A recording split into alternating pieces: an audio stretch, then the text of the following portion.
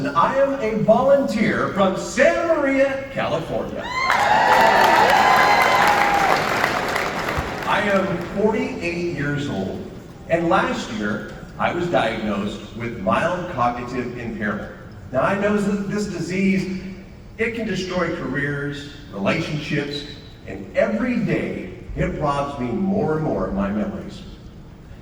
Those losses might make you believe that my life is growing quieter, more isolated. But I stand here today to tell you no, this disease does not define who I am.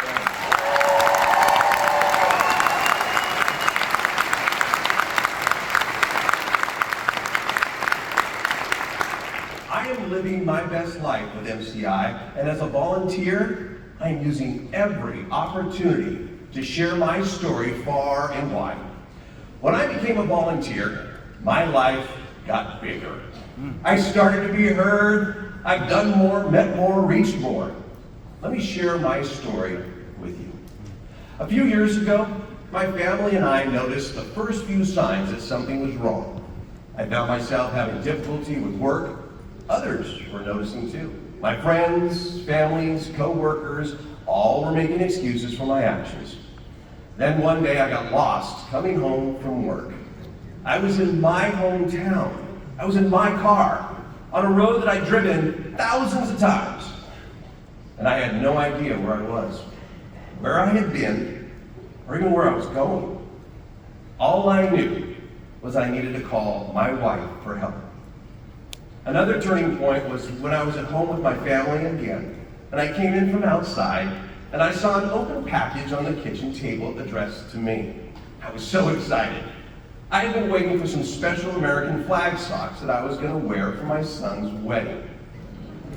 I reached in, and I pulled out my new pair of socks. Then I excitedly showed them to my family. Well, they looked at me like my head had just blown off.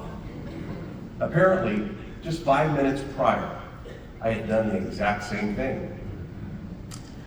At that time, we thought my forgiveness was due to me being stressed and tired. I spent the next couple of years bouncing from my general practitioner to UCLA to UCSF, and I realize now that my experience was much more complicated due to my age. I was fighting the stigma that dementia only affects people over 65. Despite numerous MRIs, spinal taps, sleep studies, 2 neuropsych exams, and a CT scan, I was told by medical professionals that I was too young to have dementia. And instead, my symptoms were attributed to sleep apnea. Following that diagnosis, I made an effort to get healthier and to eliminate what I had been told was the problem. So, I lost, to date, over 180 pounds.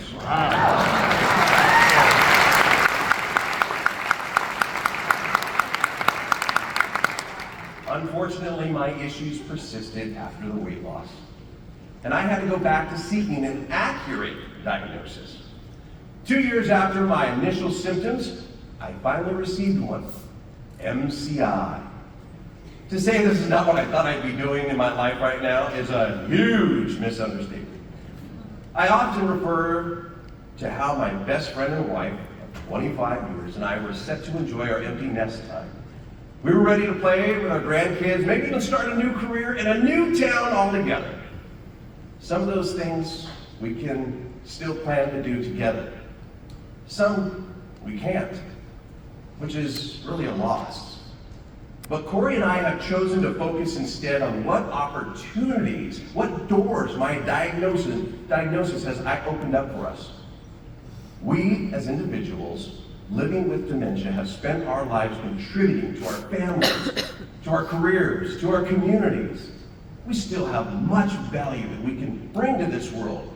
And with the inception of new medication and support, we can also continue to contribute to our communities in the early stage of this disease. Since I've been diagnosed, I've been more involved than ever before.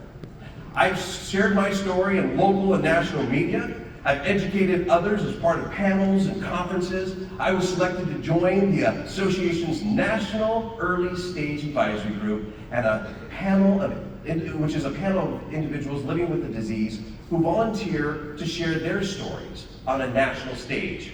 And from there, I was invited to be a part of the association board of directors. I'm not just a person.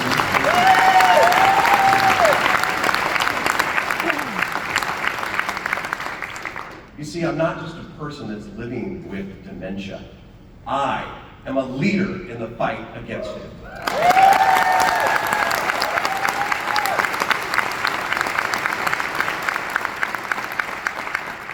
But this was only possible because I found the Alzheimer's Association, and the Alzheimer's Association reached out to me. It is through the Alzheimer's Association that I found a new purpose to my life.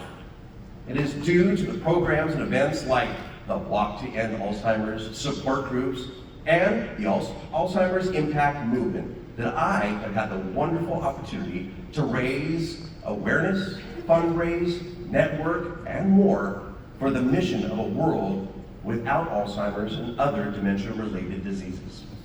My volunteerism gives me a new sense of community. It has provided me access to up-to-date information on new therapies and advances in medication, and I've built lifelong friendships with some of the strongest and talented warriors that I know fighting this disease today.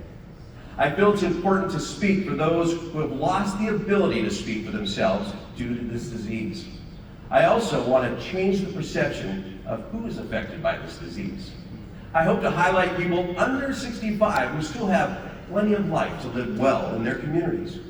And I know that this is the reason that you're all here today. And I am so honored to be able to join you by sharing my story. And I hope that this inspires you to continue your amazing work. I hope this summit brings you the motivation and the information that you need to expand your reach. And I hope that you're able to take this knowledge back to your communities in order to reach all of the Tony and Corey Gonzalez's back home. And lastly, I hope you remember to live for today. Love those around you. And I wish you good brain health. Thank you, everyone.